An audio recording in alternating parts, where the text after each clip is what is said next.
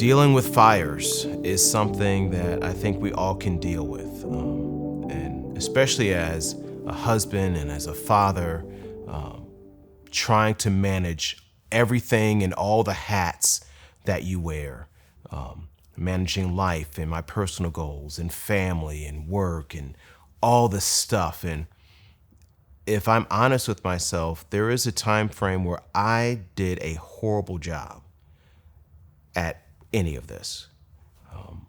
At the end of my NFL career, I felt so consumed with my injury and unfulfilled dreams and what I still wanted to do there that I neglected a lot of things in my marriage and being present with my own kids, and even delayed by years pursuing anything after that. And I got into a mode of being so reactive and focusing on things that I couldn't control that I just wasn't effective. I wasn't effective just pursuing my own dreams and passions, or even knowing what any of that stuff was, or being willing to try to dream another dream again. I surely didn't see my wife at all, and couldn't even understand that she was going through her own challenges as we were navigating this change of being a professional athlete to being a former professional athlete, and all the dreams and goals that we had shared in that process. I was drowning. I was consumed with dealing with issue after issue after issue and feeling like I didn't have any control. And it wasn't until I started sitting down and literally focusing on putting out one fire at a time. And the most important one was my marriage and my family, and figuring out, what does my wife need from me right now?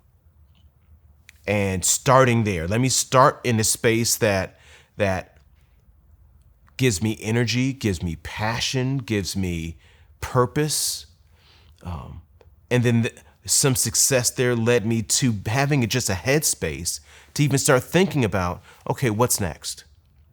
What is another thing that I can do that I can control? Something that I can do that at the end of the day, I can feel a sense of satisfaction of, at least I got this done.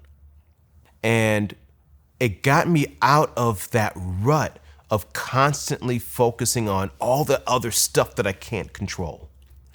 So I encourage you to, and it doesn't matter what you are confronted with right now. It doesn't matter what's going on at home, at work, with your friends, in your relationships. Think about, what can you control right now? What is something within the next 24 hours that you can actually do and make progress with it? And if we develop this habit of staying within a space of things that we can control, over time, we'll be out of that reactive mode and more in a proactive mode. And you're just going to feel better about yourself because you can see the work that you've done consistently over time in helping you accomplish your long-term goals.